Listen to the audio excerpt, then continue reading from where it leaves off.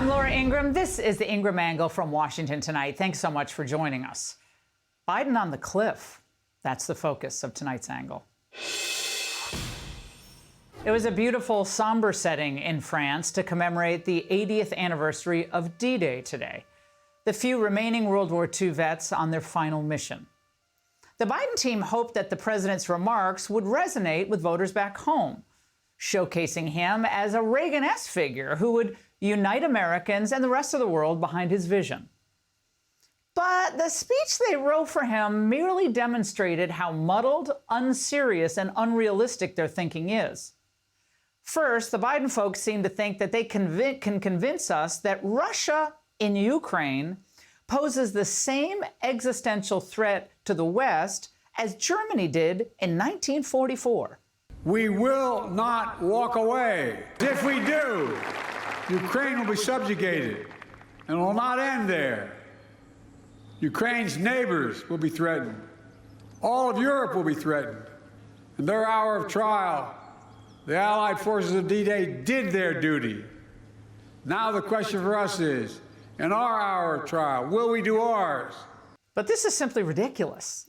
European nations themselves are so unconcerned about the Russian threat that to this day, many of them are not meeting their own targets. Remember, that was decided upon back in, 2014, to spend 2% of their GDP on defense.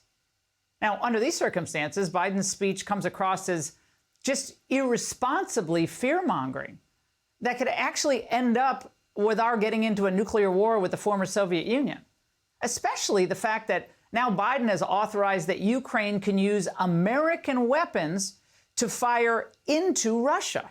Are American weapons being used right now inside Russia?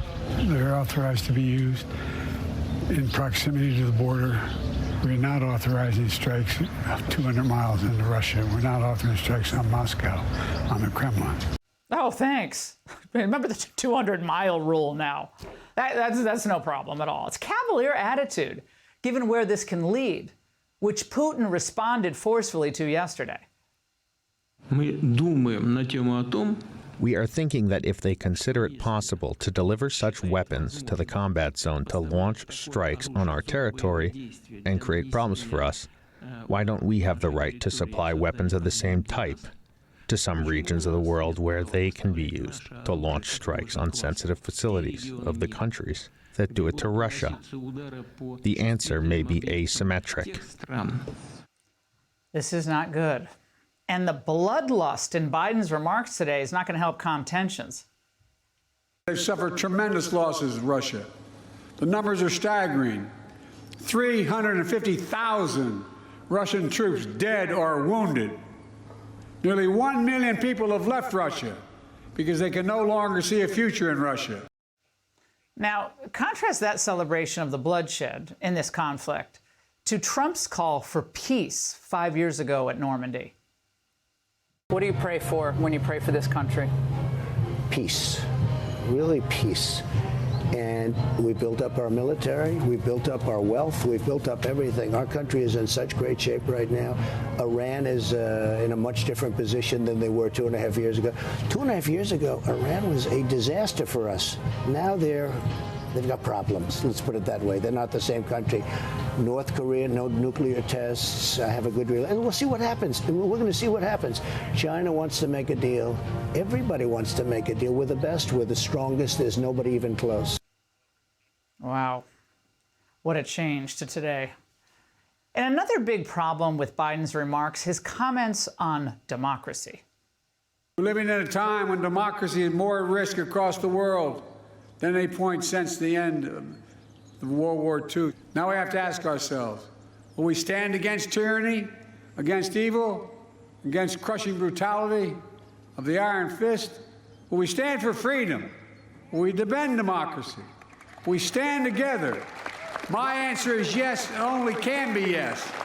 This is nonsense. If we were truly worried about the fate of democracy, well, Biden himself would be laser focused on the rise of China, which is the only existential threat to democracy around the globe today, with the power of China.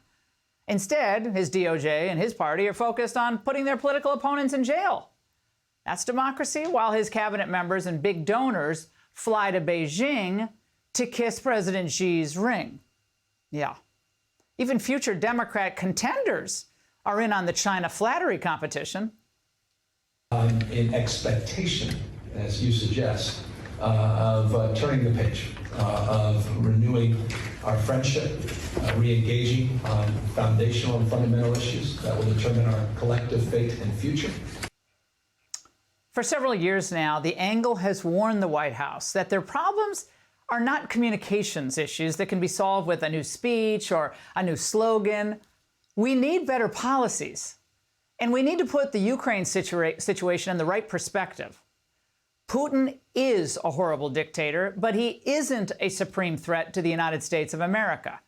We need a president who sees our domestic policy, that it should be geared toward restoring U.S. manufacturing and then decoupling us from the communist regime in China, and then reestablishing our ability to once again serve as the arsenal of democracy.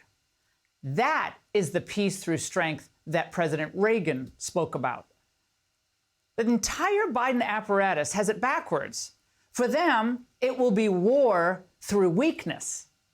Divide the country at home, turn Americans against their Constitution, their history, spend us into impossible debt levels, leave our southern border open, then ask Americans to sign up to defend Finland and Sweden against Russia?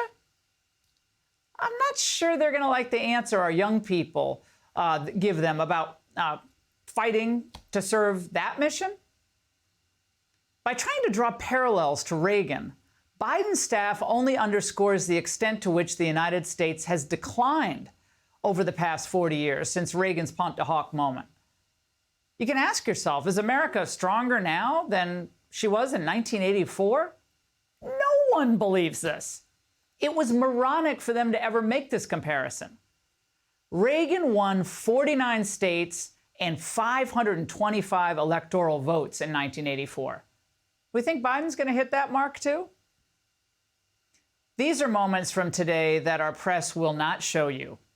Biden confused upon arriving at the event.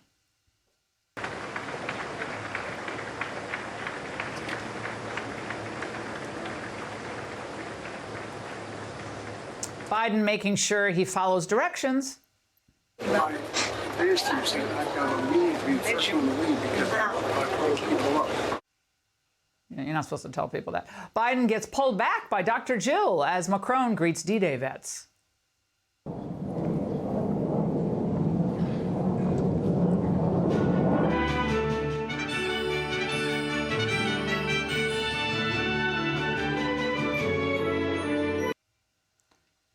This is our commander-in-chief.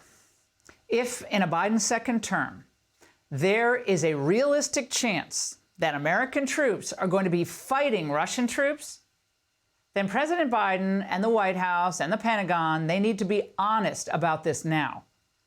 Listen closely to today's speech and to Blinken's aggressive remarks lately, and you can hear the war drums beating in the background.